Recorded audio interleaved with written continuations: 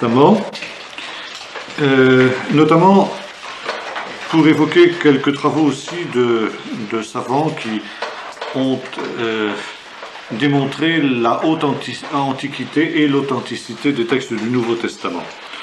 Alors, parmi les travaux intéressants qui sont effectués depuis quelques dizaines d'années, il faut citer les travaux de l'école de Jérusalem pour l'étude des évangiles synoptiques. C'est quelque chose qui n'a rien à voir avec l'école biblique des Dominicains, on confond souvent les deux choses. L'école de Jérusalem pour l'étude des évangiles synoptiques est une équipe de chercheurs qui s'est rassemblée autour du pasteur Robert Lindsay, qui était pasteur de l'église baptiste de Jérusalem, et puis du professeur Flusser, donc d'un juif et d'un chrétien, qui ont été amenés à se pencher justement sur l'origine des évangiles. Et le pasteur Lindsay a commencé ce travail à partir du moment où il a souhaité refaire une nouvelle traduction du Nouveau Testament en hébreu moderne. Il existait des éditions, des traductions anciennes du Nouveau Testament en hébreu, et la plus répandue était l'édition de Delitzsch, qui datait du siècle dernier, et qui est encore aujourd'hui largement utilisée en Israël. Parmi les juifs messianiques, la traduction de Delitzsch est pratiquement la traduction officielle, si vous voulez, qu'on trouve dans les assemblées messianiques d'Israël. Le pasteur Lindsay n'était pas très satisfait de cette traduction, et il estimait d'une part qu'elle était un peu vieillotte par rapport à l'évolution de la langue hébraïque moderne, et d'autre part qu'elle n'était pas toujours très exacte. Et il a donc entrepris un travail de traduction du Nouveau Testament à partir du grec, et comme il le disait lui-même, il a eu une étrange impression quand il a commencé à traduire le texte grec. Il disait « J'avais plus l'impression de restaurer que de traduire ». Et pour un homme qui, comme lui, parlait l'hébreu couramment, c'était des mots qui revenaient instantanément. C'est pas, il avait commencé cette traduction en 1959, et il avait décidé de commencer par l'évangile de Marc, dans la mesure où, selon l'exégèse traditionnelle, Marc était le plus ancien. Ça, on est dans la perspective qu'on évoquait la dernière fois, à savoir que le plus simple est le plus ancien, puisqu'on est dans la perspective de l'évolution, n'est-ce pas, de l'amibe au singe et à l'homme. Automatiquement, donc, on passe du plus simple au plus compliqué. L'évangile de Marc étant le plus simple, il est forcément le plus ancien. L'évangile de Jean étant le plus complexe, il est forcément le plus récent. Bon, et à partir du moment où il a effectué ce travail, le pasteur Lindsay a commencé à avoir des doutes. Finalement, est-ce que Marc est vraiment le plus ancien, comme l'affirmaient les critiques? Et quand il est passé à Luc, il s'est rendu compte que l'évangile de Luc était beaucoup plus proche du substrat hébraïque, que d'autres avant lui déjà avaient soupçonné derrière le substrat du Nouveau Testament. Et il a constaté qu'il était finalement plus facile de retraduire Luc en hébreu que Marc. Et il s'est posé la question de savoir si, après tout, Luc ne serait pas plus ancien que Marc. Et c'est une de ses théories, n'est-ce pas, la théorie de l'école qu'il a rassemblée autour de lui, des chercheurs qu'il a rassemblés autour de lui, dont certains ont été de mes condisciples d'ailleurs à l'université de Jérusalem.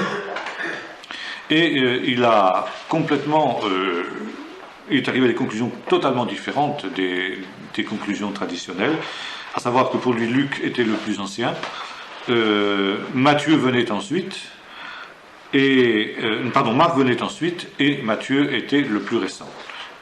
Matthieu ayant utilisé Marc. Bon. C'est une théorie qui se défend et en même temps qui prête le flanc à un certain nombre de critiques, dans la mesure où c'est pas parce que le texte est plus exact, plus facile à retraduire en hébreu que ça prouve l'antériorité de Luc par rapport à Marc. Ça peut tout simplement vouloir dire que Luc était plus proche de la source originale, que comme il avait fait des recherches exactes, comme il le dit lui-même dans son prologue, il avait peut-être été plus loin dans ces recherches-là que ne l'avait été l'auteur de l'évangile de Marc. Pierre, si on en croit la tradition, pas qu'il serait finalement celui qui aurait dicté l'évangile à Marc, qui porte le nom de Marc. Et il estime que il y a de nombreux parallélismes. Bon, je n'entre pas dans tous les détails, les travaux qu'il a effectués. Ce sont des travaux qui sont en cours seulement, donc on n'est pas encore arrivé à des conclusions définitives. Et finalement, les découvertes qu'ils ont faites sont tellement nombreuses sur le plan justement comment on dit en anglais, du background, du substrat hébraïque des évangiles d'une manière générale, que jusqu'à ce jour, seul à ma connaissance, l'évangile de Marc, retraduit, n'est-ce pas, a été publié.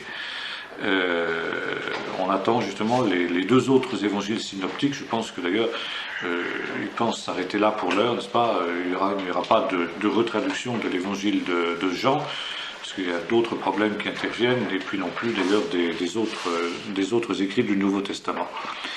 Et l'école de Jérusalem est arrivée à la conclusion que, somme toute, nous avions affaire à un targum, n'est-ce pas? C'est-à-dire une traduction-explication qui était un témoignage à la fois juif de la communauté primitive, de la communauté chrétienne primitive. La langue, la traduction, le style agadatique, le style midrashique, la tradition orale sous-jacente correspondent tout à fait à ce que l'on sait justement des targums, et notamment justement du targum dans la synagogue. Il y a là une vision chrétienne qui est une interprétation messianique de la Bible, de l'Ancien Testament, et que nous aurions affaire finalement à un texte qui est très ancien et très sûr, n'est-ce pas? Donc, par des voies un petit peu différentes et avec des conclusions un petit peu différentes de celles de Claude Trémontant et de l'abbé de Carmignac, Robert Lindsay et puis David Flusser arrivent à des conclusions voisines, à savoir la très grande fiabilité du texte du Nouveau Testament. Finalement, comment alors apprécier la position classique sur les évangiles? S'agit-il d'une vérité subjective? Et finalement, une autre question qui se pose, peut-on faire confiance au Nouveau Testament? L'évangile est-il un genre littéraire, comme veulent nous le faire croire les critiques modernes? L'Église est-elle le but des évangiles?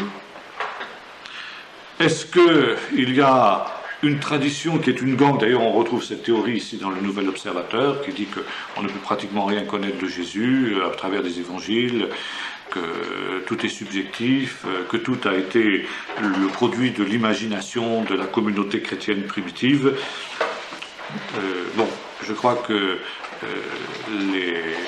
les travaux modernes font justice de cette position, qui est une position de non-foi, bien sûr, au départ, ça c'est sûr, mais le christianisme est une foi qui est basée sur des faits historiques. Si on retire les faits historiques, c'est l'échelle qu'on retire, et s'ils ne sont pas historiques, tout l'édifice du christianisme s'écroule. Par conséquent, dire que les évangiles ne sont que des genres littéraires, c'est quelque chose qui détruit la foi. Bon. Alors, c'est aussi ce problème qu'un évêque anglican s'était posé. Il se nomme Robinson. Robinson a fait scandale en son temps, dans les années fin des années 50, début des années 60, par un livre qui avait fait sensation à cette époque-là, qui s'appelait Honest to God, qui a été traduit en français sous un titre provocateur, Dieu sans Dieu. Et l'évêque Robinson, dans ce livre, détruisait pratiquement l'essentiel de la foi chrétienne, et notamment à partir du fait que, justement, il se basait sur cette affirmation que l'on trouve là, que les évangiles n'étaient pas fiables, que l'on ne pouvait pas connaître, qu'on ne pouvait rien connaître de Jésus. Et devant le succès de son livre, parce que ce genre de livre-là a un succès formidable, n'est-ce pas? Quand on écrit pour détruire la foi chrétienne, on est sûr d'être lu et d'être vendu et de faire fortune. C'est un moyen facile de faire fortune que d'attaquer la foi chrétienne, et c'est pourquoi on ne s'en prive pas. Voir le succès d'Arte et de tous ces trucs-là. Et donc pour affiner son analyse, Robinson a étudié vraiment la chronologie des évangiles synoptiques. Et il l'a fait non pas à partir d'une approche historique, comme l'ont fait par exemple des gens comme Carmignac ou Trémontant, mais à partir essentiellement de la linguistique. De la linguistique, qui était sa spécialité. Et il est arrivé alors à des conclusions qui l'ont stupéfait, à savoir que, contrairement à ce qu'on affirmait, les évangiles étaient beaucoup plus récents que ce qu'on avait pensé. Et il est arrivé, lui, qui était si loin de Dieu, on pourrait dire, si loin d'une position évangélique telle qu'on la conçoit nous, n'est-ce pas, est arrivé à des conclusions qui étaient proches de celles des savants que nous avons évoqués, Carmignac, Trémontant, Flusser et d'autres, à savoir que, contrairement à l'herméneutique officielle, eh bien, les évangiles étaient des documents fiables, très anciens et fiables. Il a écrit ça dans un bouquin qui, comme vous vous en doutez, n'a pas eu le même succès que le précédent, et qui est resté pratiquement ignoré, justement parce que lui, au contraire, défendait la thèse de l'authenticité de l'écriture. Or, c'est très intéressant, cette démarche d'un savant. Je ne vais pas reprendre sa démonstration, parce qu'elle est assez complexe à partir d'un linguistique. Et finalement, je cite Robinson, non pas tant pour sa méthode, mais pour montrer une démarche intéressante d'un homme qui était quand même foncièrement honnête, intellectuellement honnête, et qui est parti de l'a priori qu'on lui avait enseigné certainement quand il était allé aux écoles à étudier la théologie, donc il était bultmannien, quoi. Les évangiles ne sont que le produit de la foi de l'Église et non pas de faits historiques. Et ça lui avait posé des problèmes dans sa propre foi, il avait rejeté, encore une fois, l'essentiel du christianisme. Et quand il a voulu affiner son analyse, eh bien, il est arrivé à une conclusion inverse. Et il est revenu à la foi en Dieu. Ce qui montre bien, n'est-ce pas, qu'un homme honnête, intellectuellement honnête, sans a priori, parce qu'on va dire des gens comme Carmignac ou des gens comme Trémontant, c'est des gens qui ont la foi. Donc ils ont un préjugé, ils ont un a priori de foi. Les autres ont un a priori de non-foi, mais ceux-là, ils ont un a priori de foi. Or, voilà un homme qui n'avait pas un a priori de foi, au contraire, il avait un a priori de non-foi, et qui arrive à une conclusion diamétralement opposée de celle, justement, des critiques dont nous parlions tout à l'heure. Et il s'en prend, par exemple, à l'idée que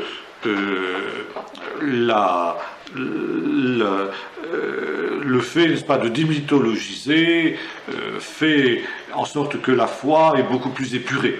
Pour lui, c'est un non-sens, c'est une aberration que de parler ainsi. Bon, très rapidement, parlons de la langue des évangiles. Bon, nous en avons déjà parlé, donc je n'y reviens pas tellement.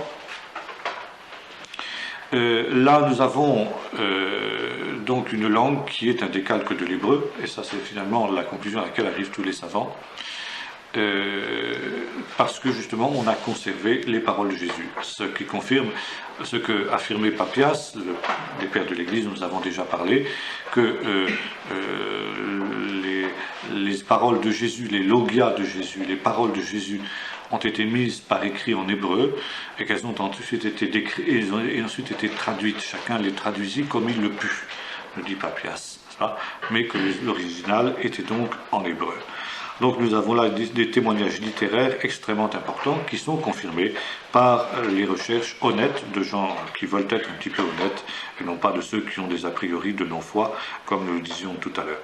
Ce qui est d'ailleurs remarquable, c'est que tous ceux qui écrivent de cette manière-là, comme Robinson ou comme Trémontant ou d'autres, sont l'objet d'un mépris systématique, n'est-ce pas, des autres savants qui les traitent de fondamentalistes, et quand on a été traité de fondamentaliste, c'est comme si on était traité d'être quelqu'un de secte. C'est fini, la cause est entendue, vous pouvez apporter les arguments les plus valables, les plus sensés, les plus...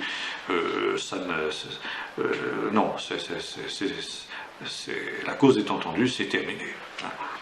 Alors, c'est pourquoi, quand on tombe sur des écrits comme cela, ou bien sur des émissions de télé comme Arte, qui a fait tant de mal à tant de gens, n'est-ce pas, il ne faut absolument pas se laisser impressionner par les airs importants de ces messieurs, par les affirmations péremptoires, n'est-ce pas, nous savons que, n'est-ce pas, ils ne savent rien du tout, ces gens-là, n'est-ce pas.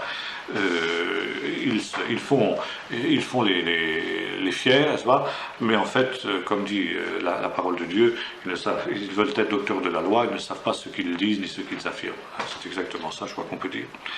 Alors, la mythologisation et la démythologisation dont parle Bultmann, n'est-ce pas, et les néo-bultmanniens qui, même s'ils ne se disent plus disciples de Bultmann, ont en tout cas admis comme un fait évident que les évangiles doivent être démythologisés, que c'est un genre littéraire, pour eux il n'y a plus à se poser de questions, n'est-ce pas, c'est un débat qui est clos, si on le rouvre, c'est qu'on vraiment on est un imbécile. En fin de compte, ce qui est certain, c'est que les affirmations de ces gens-là tiennent de moins en moins la route.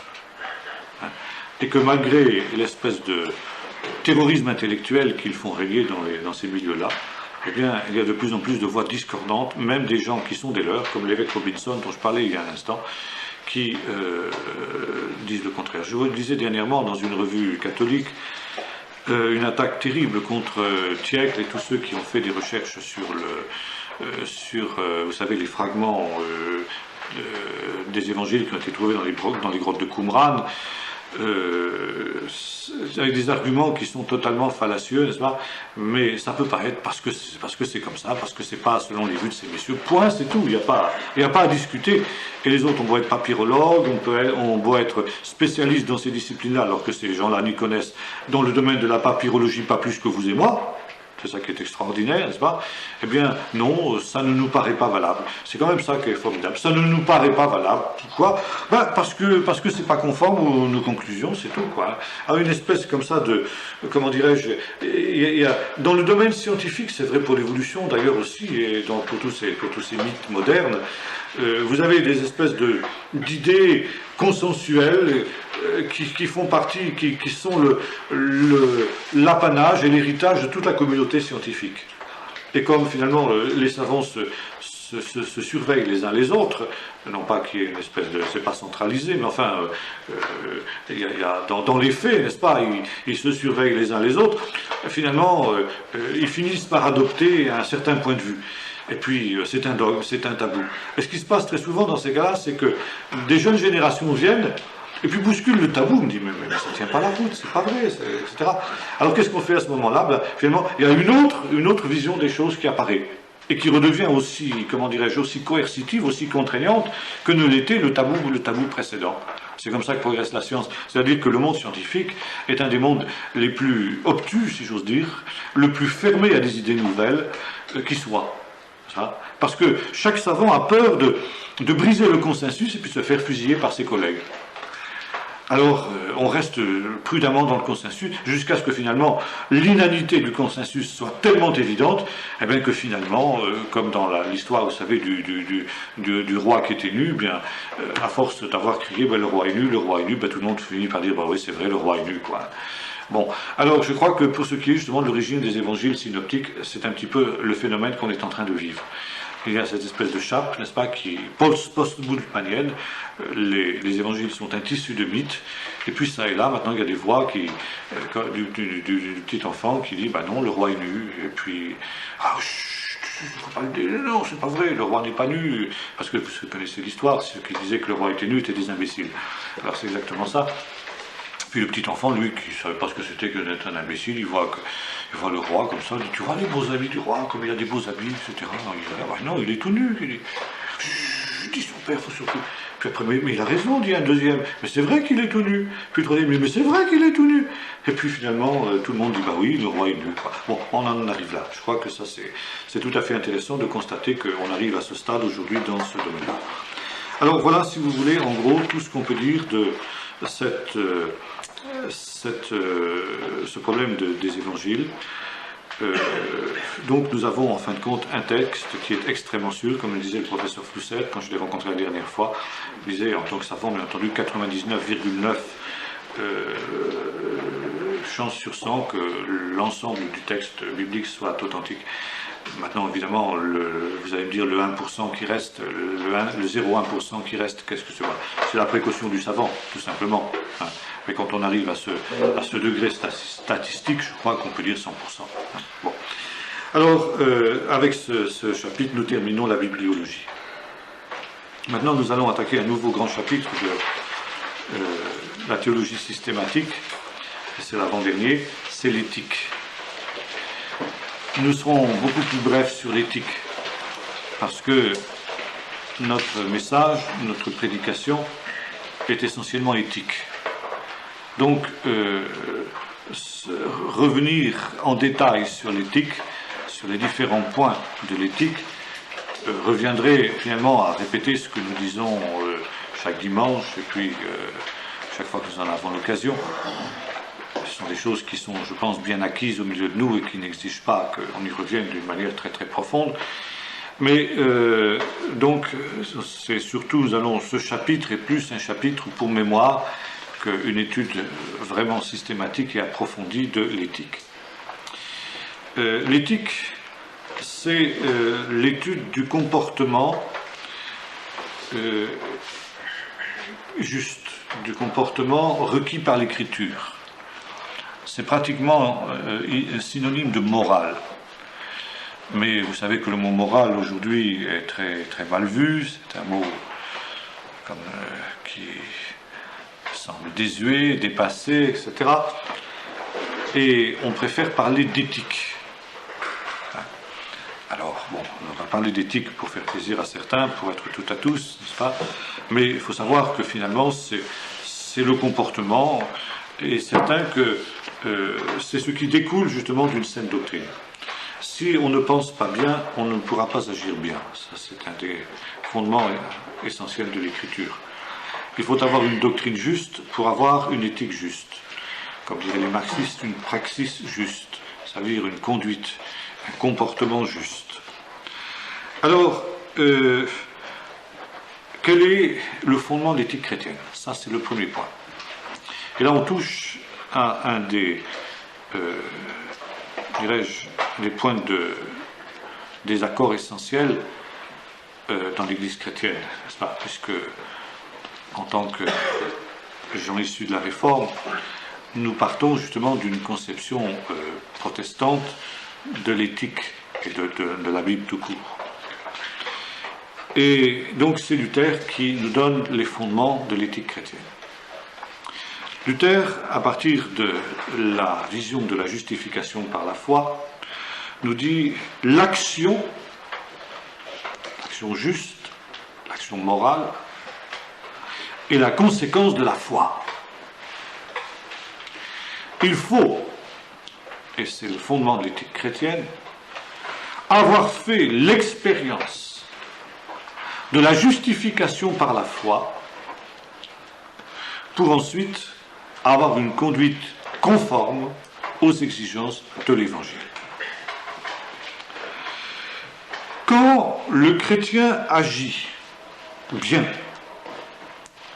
il le fait sans contrainte, et ce faisant, il n'est plus sous la loi, il n'a pas besoin de loi, et c'est en cela que Luther se distance de l'Église catholique, qu'il accuse d'avoir judaïsé en quelque sorte. Et ça répond un peu à la question que David posait la dernière fois. Pourquoi est-ce que Luther est devenu aussi antisémite? C'était aussi sa vision de la loi. Luther était un antilégaliste. Alors, finalement, le problème se pose.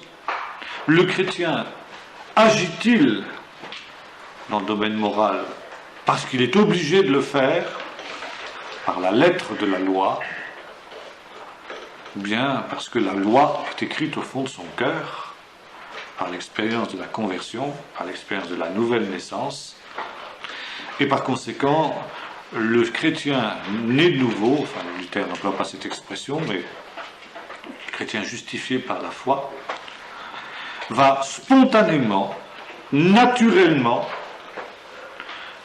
et on pourrait presque dire sans effort, accomplir ce que la loi de Dieu demande, ce que la loi de Dieu prescrit. Et bien entendu, Luther avance pour confirmer ce qu'il affirme là, bien des affirmations de Paul, notamment à partir de l'Épître aux Romains. Romains 6, 7 et 8 en particulier. Alors, certains textes des Galates aussi vont dans le même sens, etc. Il est certain qu'à partir d'une telle affirmation, Luther découvre quelque chose de très important, ou redécouvre plus exactement quelque chose d'important. Et bien entendu, nous ne pouvons que le suivre sur ce terrain-là. Grosso modo, on retrouve quelque chose de semblable aussi chez Calvin, plus nuancé, nous verrons tout à l'heure, parce que Calvin est un réaliste. Mais néanmoins, il y a des nuances à apporter à ce que Luther affirme. Et précisément, le manque de nuances de Luther a prêté le flanc à bien des attaques, notamment justement de la part du côté catholique. Et la question qu'on peut poser à Luther est celle-ci. Le chrétien régénéré, c'est vrai, a la loi de Dieu écrite au fond de son cœur. Ça aussi, Paul dit ça dans les Épîtres aux Corinthiens, n'est-ce pas? Vous êtes une lettre écrite non pas sur des tables de pierre, mais sur des tables de chair, dans les cœurs, c'est vrai. Et c'est vrai que lorsque l'Esprit de Dieu nous remplit, comme Paul le dit dans Romains 8, lorsque nous sommes dans la présence de Dieu, nous faisons spontanément, nous faisons naturellement, nous faisons joyeusement ce que la Bible demande. Luther était augustinien. Et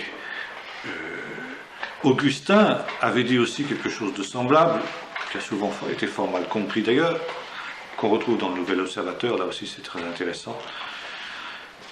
En gros, Augustin dit ceci: le christianisme se résume à l'amour. L'éthique chrétienne se résume à l'amour.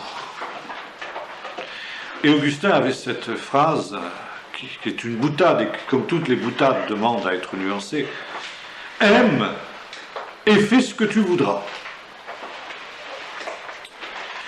Et alors, cette boutade fort mal comprise, disais-je, que Luther reprend à son compte, enfin, en dernier ressort, a fait beaucoup de mal.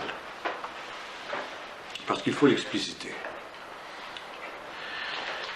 Augustin commentait aussi ce que Paul écrit aux Romains, quand il disait « Ne devez rien à personne si ce n'est de vous aimer les uns les autres, car toute la Torah, toute la loi est accomplie dans cette seule parole, tu aimeras ton prochain comme toi-même. » L'amour ne fait de mal à personne. L'amour, dit Paul, est donc l'accomplissement de la Torah. Alors, magnifique. Aime et fais ce que tu voudras. Qu'est-ce que Augustin voulait dire à la suite de Paul? Quand l'amour de Dieu remplit notre cœur, l'amour pour Dieu et l'amour pour les hommes, pour notre prochain, quand l'amour de Dieu est répandu dans nos cœurs par le Saint-Esprit, nous pouvons faire ce que nous voulons, parce que conduits que nous sommes par l'amour de Dieu, l'amour ne fera rien qui porte atteinte au prochain. L'amour ne fera rien qui soit contraire à la Torah de Dieu. Il ne fera que l'accomplir. C'est la même pensée que celle de la Torah écrite dans les cœurs. Seulement, il y a deux problèmes. Le premier est celui-ci: le chrétien est-il vraiment toujours rempli par l'amour de Dieu? Est-il toujours rempli du Saint-Esprit? Et la réponse de Paul est claire: non. Nous ne sommes pas toujours remplis du Saint-Esprit. Parce que, nous dit Paul, il y a dans la vie du chrétien ce qu'il appelle le vieil homme. la vieille nature. Et là, Paul reprend une notion juive, qui est souvent fort mal connue des chrétiens, qui dit qu'il y a dans le cœur de l'homme deux tendances. Yotzer hara ve Yotzer hatov. Ce qui provoque le bien, la conduite bonne, et ce qui provoque la conduite mauvaise. Et lorsque nous sommes dans la présence de Dieu, la communion de Dieu, dira l'apôtre Paul, Dieu produit en nous le vouloir et le faire. Mais si nous ne sommes plus dans la communion de Dieu, alors vous allez me dire, pourquoi ne serions-nous plus dans la communion de Dieu? Eh bien, parce que nous avons négligé de cultiver cette communion. Parce que les circonstances extérieures sont venues aussi obscurcir la présence de Dieu. Parce que nous avons des luttes et des combats soudains qui font que nous ne sommes plus exactement comme nous étions dans certaines circonstances, parce que nos humeurs sont changeantes. Nous ne sommes pas d'humeur égale. Les circonstances de nos vies sont changeantes, et les circonstances de nos vies influent sur nos humeurs.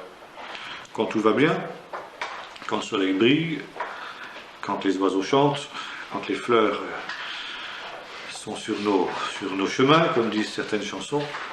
Hein, vous connaissez ça chez les scouts, il y a des chansons comme ça, c'est pas ça? Comment c'est? C'est même un cantique, je crois. Oui. Oui, il y a aussi des cantiques là-dessus, mais quand le ciel est bleu, mon garçon, que les fleurs, je ne sais plus quoi, parfument le vent. Bon, siffle un air joyeux, mon garçon, pas de problème. Mais quand le ciel est gris, mon garçon, que le sol est dur en gelant, etc., siffle un air joyeux, bon, c'est déjà plus pareil. Hein? Eh bien, c'est certain, il y a des choses comme ça. Et puis il y a aussi tout simplement le fait que quelquefois Dieu aussi fait en sorte que nous ressentions moins sa présence. Alors là, le Yotzer hara, le vieil homme, la chair, dira l'apôtre Paul, reprend le dessus. Enfin, peut reprendre le dessus. En tout cas, se remanifeste. Et quand nous disons à ce moment-là, fais ce que tu voudras, eh bien, ça peut avoir des conséquences graves. Et c'est pourquoi, comme l'ont rétorqué les théologiens catholiques à Luther, le Nouveau Testament est rempli de commandements, est rempli d'ordres qui sont donnés par les apôtres. Si donc, spontanément, le chrétien fait toujours ce qui est juste et bien aux yeux de Dieu parce qu'il est régénéré, comment se fait-il que les auteurs du Nouveau Testament, disent les théologiens catholiques, se soient sentis poussés à mettre tant de recommandations, de commandements? Alors, ça c'est une première nuance. C'est une première nuance extrêmement importante. Nous ne pouvons pas vivre simplement sur cette idée « aime et fais ce que tu voudras ». Et alors une espèce de vision romantique du christianisme, épinalesque, à l'eau de rose, à la patte de guimauve, qui court dans bien des lieux d'église, encore aujourd'hui, n'est-ce pas, que l'Ancien Testament, c'est la loi, c'est la justice, et vous retrouvez ça d'ailleurs là, c'est la caricature habituelle, n'est-ce pas? L'Ancien Testament, donc le judaïsme, c'est la loi, c'est le Dieu de justice, c'est le Dieu exigeant, c'est le Dieu jaloux. Attendez, je vais vous lire ça parce que c'est tout à fait intéressant. On trouve ici, on est à fond dans notre sujet avec cet éditorial ici. Ce qu'il y a de plus beau dans le christianisme.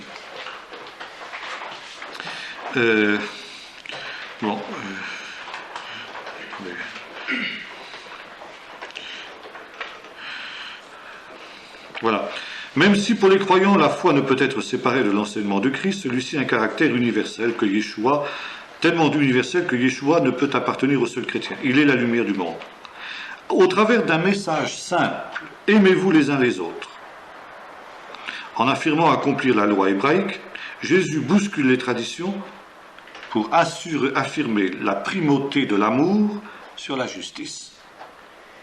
Eh bien, c'est drôlement caricatural. Car Jésus n'a jamais fait ça. Jésus n'a jamais affirmé la primauté de l'amour sur la justice. Il a affirmé que la justice de Dieu s'accomplit dans l'amour. Et c'est exactement ce que Paul dit dans le chapitre 13 de la première épître aux Corinthiens, n'est-ce pas? que c'est l'amour, n'est-ce pas, qui donne valeur aux actes de justice que nous accomplissons. C'est ça que Jésus a voulu dire. Mais Jésus n'a pas opposé la justice et l'amour, ce qu'on fait toujours dans ces cas-là. Bon, continuons. Il aime les hommes jusqu'au sacrifice sur la croix. Pourtant, son message libérateur a été trop souvent réduit à une morale contraignante, pesante, incompréhensible, contraire à ce qui faisait sa force. Si je n'ai pas l'amour, je ne suis rien. C'est pourquoi aujourd'hui encore, des hommes croyants ou non, s'approprient le message du Christ pour montrer comment, en cette fin de siècle impitoyable, il est une voix venue de très loin qui dit « si vous avez l'amour, tout est possible ». Vous voyez, on est à fond dans cette caricature du christianisme. À fond, à fond, à fond. Et alors justement, aujourd'hui plus que jamais, et nous avons ici la preuve, on oppose l'amour à la morale, à l'éthique. Aime et fais ce que tu voudras. C'est exactement ce que dit ici l'éditorialiste. Alors fais ce que tu voudras, ça veut dire vis dans le désordre, sois homosexuel, pratique l'avortement, etc., etc. Du moment que tu aimes, hein, et que tu as... Finalement, qu'est-ce que c'est l'amour? C'est, n'est-ce pas, quelque chose de vague, contribuer à aider comme Mère Teresa. Alors ça, l'abbé Pierre, c'est des gens qui vivent l'amour. Alors évidemment, on ne se rend pas compte que cet amour qu'ils vivent là est un amour drôlement contraignant. Hein. Seulement, voyez-vous, quand on encense des gens comme Mère Teresa, ou comme l'abbé Pierre, ou d'autres philanthropes du même ordre, qu'est-ce qu'on fait? Eh bien, c'est une manière de se donner bonne conscience par procuration. Heureusement qu'il y a des gens comme Mère Teresa, et comme l'abbé Pierre, ou comme l'Armée du Salut, qui font ce que je devrais faire, et que je ne suis pas capable de faire, que je n'ai pas envie de faire. Et finalement, quand je vois Mère Teresa, que j'encense Mère Teresa, que je dis, voilà, ça c'est quelqu'un d'extraordinaire, je me dis que je suis un peu Mère Teresa aussi, quoi. Vous comprenez? Mère Teresa, c'est un peu moi, surtout que j'envoie un petit chèque pour les œuvres de Mère Teresa, je mets une petite pièce dans la marmite de l'Armée du Salut au moment de Noël, en écrasant une petite larme du coin de l'œil pour tous les pauvres clochards qui vont pouvoir ainsi avoir un petit peu à manger grâce à ces braves gens qui s'occupent en mon nom, n'est-ce pas, et finalement, quand j'ai mis 100 sous dans l'armée de l'Armée du Salut, et puis qu'ils vont ensuite avec ça porter une soupe aux clochards, c'est un peu moi qui l'ai fait quand même, je suis pas si mauvais que ça après tout. Comme ça, je vais pouvoir aller faire mon manche, moi, tranquillement, réveillonner, m'enivrer, faire des orgies pour la fête de Noël, en disant, je ne suis pas si mauvais que ça quand même. Vous voyez, c'est ça finalement, c'est ça qu'ils veulent dire là, ces gens-là. Aime et fais ce que tu voudras. C'est un petit peu court quand même. C'est un petit peu court. Et la Bible ne nous présente pas ça du tout de cette manière, n'est-ce pas? Encore une fois, nous ne sommes pas toujours remplis de l'amour de Dieu. Et même Mère Teresa doit se forcer, doit se contraindre, devait, maintenant, être dans la gloire certainement, mais enfin, elle devait se forcer, se contraindre aussi pour faire ce qu'était son devoir. Oh, le mot abominable, le devoir. Comme j'ai raconté Jacques Ellul un jour, quand on parle des droits de l'homme constamment, il en avait les oreilles rabattues, n'est-ce pas, d'entendre parler des droits de l'homme. Alors il avait, avec quelques amis, présenté à la Fédération protestante une charte des devoirs de l'homme. Oh là là, qu'est-ce qu'il n'avait pas fait là? Les devoirs de l'homme n'a que des droits, il n'a que des devoirs, parce que le seul devoir que nous avons, c'est l'amour. Formidable. Oh, vous savez, moi je suis rempli d'amour. Oh, les pauvres exclus. Pensez par exemple à un homme comme Coluche. Ah, voilà un homme rempli d'amour, n'est-ce pas? Juste au moment où il allait se faire coincer pour fraude fiscale et autres menus fredaines du même genre, il allait passer devant les tribunaux. Il a eu l'idée géniale de créer les restos du cœur. Depuis, c'est Saint-Coluche. Ça lui a évité justement, et puis voilà. Alors, c'est une espèce de, n'est-ce pas, de... J'aime, oui, j'aime, j'en vois pour... Coluche, il aimait, et ces gens-là, c'est pas un peu de philanthropie par là, puis je milite au Parti Socialiste pour aider les plus démunis, et puis Bon, maintenant, on milite moins, parce que les partis, qu'ils soient socialistes ou non, ont perdu pas mal de panache, de prestige. Mais il y avait des gens qui faisaient ça comme ça, c'est pas, c'était une manière. Alors, militer au Parti socialiste, ça voulait dire voter pour la gauche, ça voulait dire envoyer une carte de cotisation, une petite somme, n'est-ce pas? Mais c'était pas des gens qui allaient coller des affiches, ni quoi que ce soit. Non, non, ils étaient comme ça. Alors, vous voyez, là, c'est cette espèce de mythe de l'amour qui est une ruine de nos sociétés, qui est une ruine du christianisme moderne. Et si vous faites autrement, eh bien vous êtes légaliste. Vous êtes légaliste. Et le plus grand péché qu'un chrétien puisse commettre, c'est le péché de l'égalisme. Or, justement, malheureusement, le Nouveau Testament, pour ne pas parler de l'Ancien, puisque l'Ancien, évidemment, c'est selon Marcion, abominable, c'est le Dieu jaloux, oh là là, le Dieu jaloux, on trouve ça dans les manuels scolaires, même dès la 6e, je ne sais pas si ça se trouve encore, mais enfin du temps où mes enfants, de votre temps, c'était ça, je ne sais pas si ça existe encore, on parle encore de Dieu jaloux dans les manuels scolaires? Non, quand on fait les Hébreux, là, en 6e? Et c'est quels enfants 6e, Luc? Non? Non, comment? Ça a disparu? Il y a le décalogue, mais... Ah oui. Enfin bon, c'était il y a quelque temps encore. Et voilà, donc le légalisme, c'est la chose à éliminer par-dessus tout. Or, justement, la règle d'or, tu aimeras le Seigneur ton Dieu et ton prochain comme toi-même, a besoin justement de points de repère. Non seulement parce que nous ne sommes pas toujours remplis du Saint-Esprit et de l'amour de Dieu pour accomplir spontanément ce que la loi demande, mais aussi parce que il nous faut des points de repère. Qu'est-ce que ça veut dire pratiquement aimer? Et finalement, la question du docteur de la loi à Jésus, qui est mon prochain, n'est pas si idiote que ça. D'ailleurs, Jésus n'écarte pas la question. Et il va lui dire qui est son prochain. Il va le faire comme le font les rabbins. Et les commandements de Dieu sont quoi? Eh bien, ce sont là pour nous montrer la manière pratique de pratiquer l'amour. De pratiquer l'amour envers le prochain. Ésaïe 58, si tu vois un pauvre, ne te détourne pas de lui, partage ton pain avec celui qui a faim, couvre celui qui est nu et fais entrer sous ton toit le malheureux sans asile. Ben c'est quoi? C'est la manière de pratiquer l'amour. Quand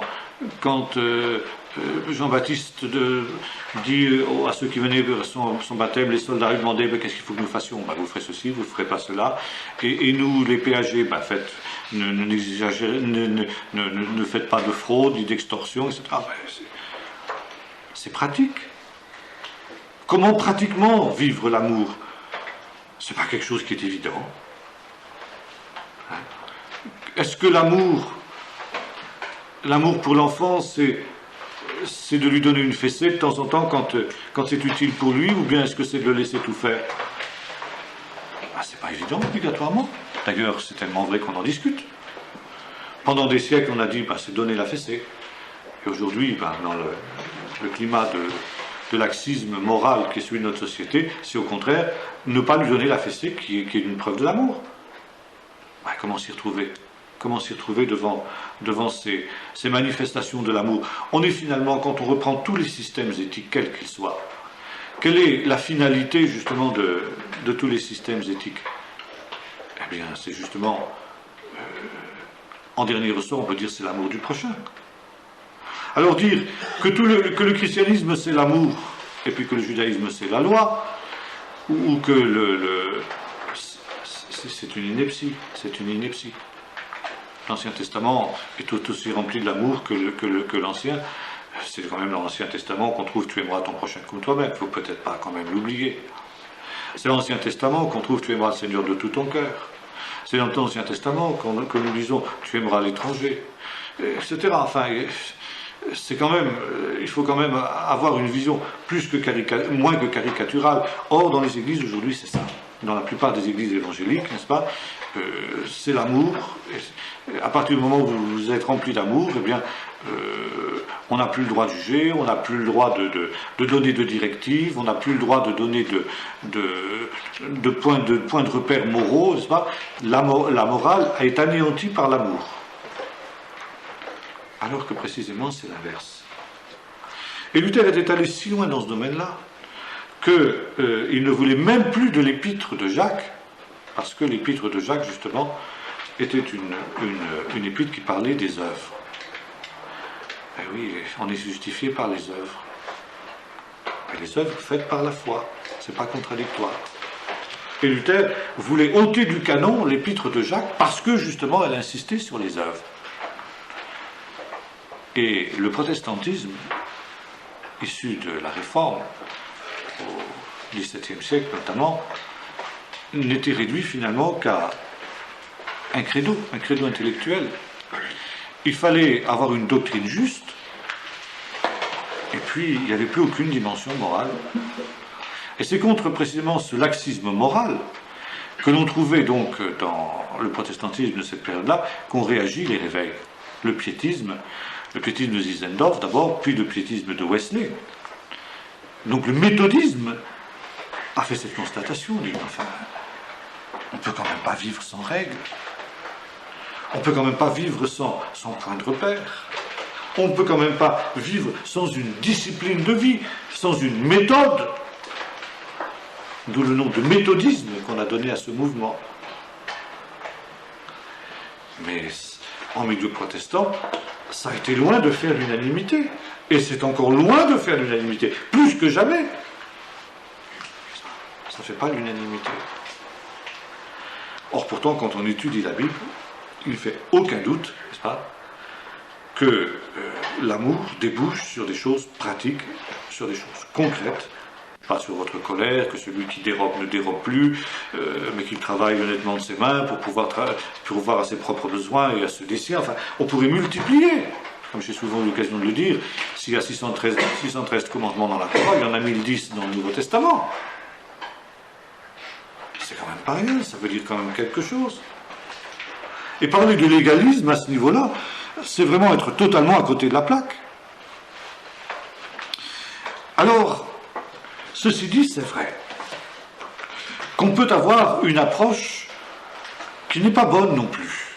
Et c'est pourquoi, comme toujours, l'éthique chrétienne est une ligne de crête, une marche sur une corde raide. Et la critique de Luther à l'endroit de l'Église catholique n'était pas infondée, pas plus que ne l'était la critique de Paul à l'endroit du judaïsme de son temps, ou d'un certain judaïsme de son temps, disons, pour être plus exact. Ça. On peut effectivement, comme le disait justement encore aujourd'hui dans certains milieux juifs, n'est-ce pas, on oppose justement le christianisme au judaïsme en disant le judaïsme n'est pas une religion de foi, c'est une religion du faire. Peu importe ce que vous croyez, diront un certain nombre de juifs, vous n'êtes pas obligé par exemple de croire que la Torah de Moshe est inspirée, vous n'êtes pas obligé de croire qu'il y aura une résurrection des morts, même par exemple un homme comme Maïmonide prônait quelque chose comme ça. L'essentiel, c'est que vous appliquez à la lettre tous les commandements de la Torah, que vous allumez les bougies de Hanouka, que vous ne fassiez pas plus d'1 kilomètre le jour du Shabbat, que vous portiez des petites filines, des choses comme ça. Et puis, ceci dit d'ailleurs, certains n'hésiteront pas à mentir, à tricher, à voler, etc. Bon, il y avait par exemple même le chef du parti religieux, d'un des partis religieux d'Israël, il y a quelques années, qui s'est retrouvé en prison, mais c'était un homme très pieux, hein. Attention, alors là, dans sa prison, il m'a autant vous dire qu'il respectait tout, hein, les prescriptions, il mangeait cachère et tout, alors ça, pour ça, il n'y a rien à lui reprocher. Maintenant, pour ce qui était de son administration financière, ça c'est autre chose. Mais enfin, il ne voyait pas d'incompatibilité entre ça et ça, hein, parce que l'essentiel, c'est de faire ce qui est écrit, respecter les commandements, peu importe ce qu'on croit. Et Paul dit non, si je n'ai pas l'amour, combien même je donnerai mes biens aux pauvres, combien même je donnerai mon corps pour être brûlé par le feu, ça ne sert à rien du tout. Ça ne sert à rien du tout devant Dieu. Tout ce qui n'est pas le fruit d'une conviction est péché, tout ce qui n'est pas inspiré par la foi est péché. Alors, c'est vrai que ce que nous devons rechercher, c'est avoir nos cœurs tellement remplis de l'amour de Dieu que nous n'ayons pas besoin de nous contraindre. Mais ceci dit, il faut savoir que ça, c'est l'idéal vers lequel on tend. Mais ce n'est pas toujours comme ça. Dans la vie du chrétien, il y a les deux. Il veut faire ce qui est juste et bien aux yeux de Dieu parce qu'il a rencontré le Seigneur. Ça, c'est sur le plan général. Mais dans chaque cas particulier, dans chaque circonstance de sa vie, c'est pas toujours comme ça obligatoirement. Et comme le montrait très bien Karl Barth, eh bien, quand c'est ainsi, nous sommes tentés de faire autrement. Béni soit Dieu pour le commandement qui nous dit tu feras ça et tu feras pas ça. Parce que ça, c'est un point de repère. C'est la frontière entre le bien et le mal. Et ça nous permet de savoir ce qui est juste et bien aux yeux de Dieu. Et c'est le don de l'amour de Dieu que ce commandement-là, justement. Et le recevoir de cette manière-là, eh bien, c'est aussi le recevoir dans la foi.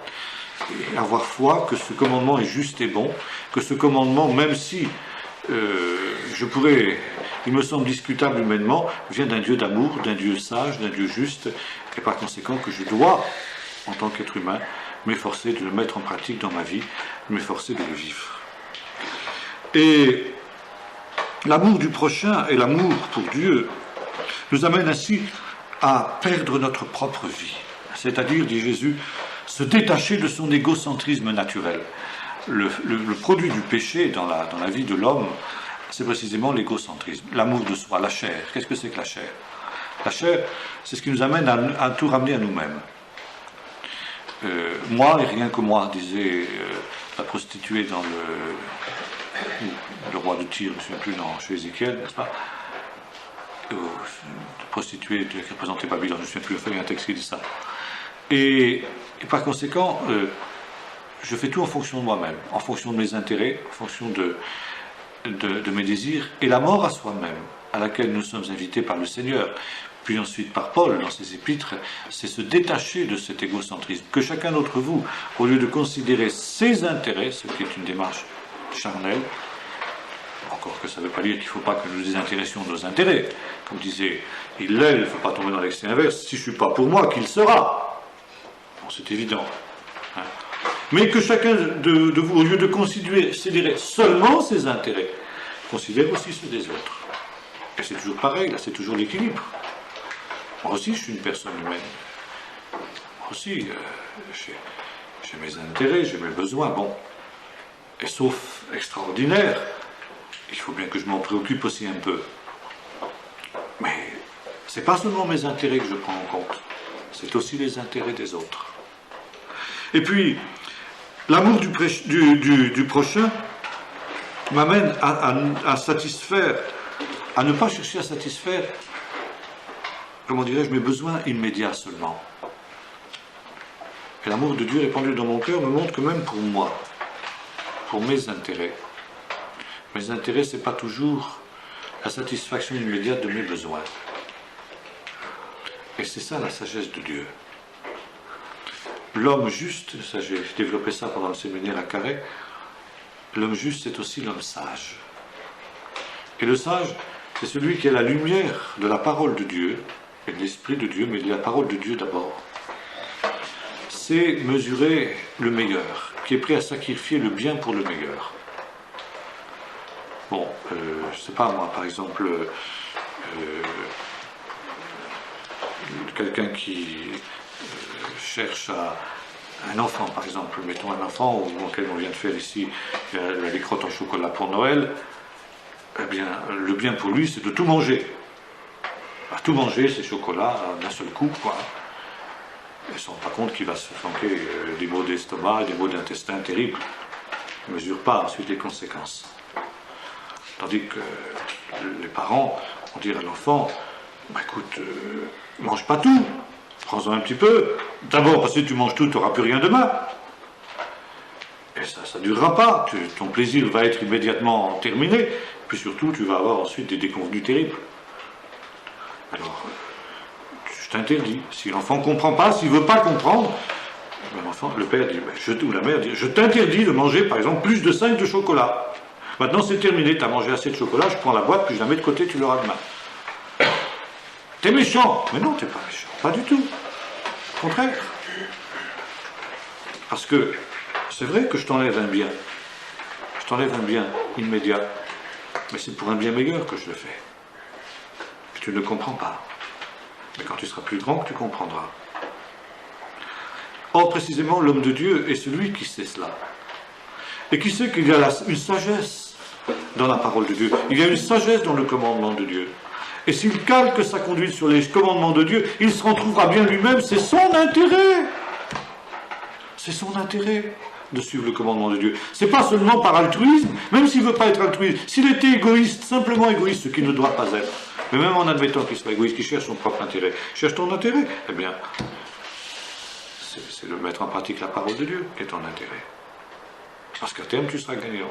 Tandis que si tu satisfais simplement les penchants de ta nature charnelle, tu seras perdant. Alors voyez-vous, ça, ce sont les bases de la morale chrétienne. La conduite chrétienne n'est pas une conduite qui est entièrement désintéressée. Ça aussi, c'est idyllique. Vous savez, c'est une vision épinalesque. Alors, au nom de ça, n'est-ce pas, moi je vais ayant tout donné aux autres, je vais vivre à la cloche, Mais non, la parole de Dieu ne nous demande pas ça. Paul dira, Dieu sait, ou que Jésus dit, c'est, votre Père sait que vous en avez besoin. Vous avez besoin de manger, vous avez besoin de boire. Seulement, quand vous cherchez ces choses légitimes, pensez pas seulement à vous, il y a les autres. C'est pas tout accaparé pour soi, c'est cet équilibre constant. Et voyez-vous, la morale chrétienne, l'éthique chrétienne, a souvent été idéalisée. Notamment, c'était le fait des moines. Et les premiers moines qui ont été extrêmement excessifs dans ces domaines-là, dans l'ascétisme, un ascétisme, n'est-ce pas, qui était finalement inhumain et qui justement amène à ce que dit ici, n'est-ce pas, une morale rigide qui ne tient pas compte de l'humain, qui est inhumaine, c'est ce que me disait, c'était toujours le grand thème du professeur Flusser, n'est-ce pas, il disait que lui, son but quand il dialoguait avec les chrétiens, c'était de refaire du christianisme, disait-il, c'était son expression, une religion humaine. Pourquoi ? Parce que justement, on arrive à des choses inhumaines, à des exigences inhumaines. Et alors, en même temps, il y a une espèce de culpabilisation. Si tu n'es pas capable de vivre comme les moines, comme les moines du désert vivaient avec une figue par jour et un demi-verre d'eau, tu es un mécréant, etc. Si tu n'es pas capable de ne pas te marier, et de vivre dans l'ascétisme le plus rigoureux, tu n'es peut-être pas quand même un païen tout à fait, mais enfin, t'es un petit peu moins bien que le moine qui a fait vœu de chasteté totale, quoi. Des choses comme ça. Et jusqu'à ces derniers temps, c'est-à-dire jusque dans les années 60, le catholicisme conseillait aux époux chrétiens de n'avoir de relations sexuelles, que pour avoir des enfants en dehors de ça, valait mieux s'abstenir, quoi. Si on n'avait pas vraiment envie d'avoir des enfants, valait mieux ne pas avoir de relations sexuelles. Bon, on est dans une vision inhumaine. C'est pas ce que la Bible demande, c'est pas ce que la Bible réclame.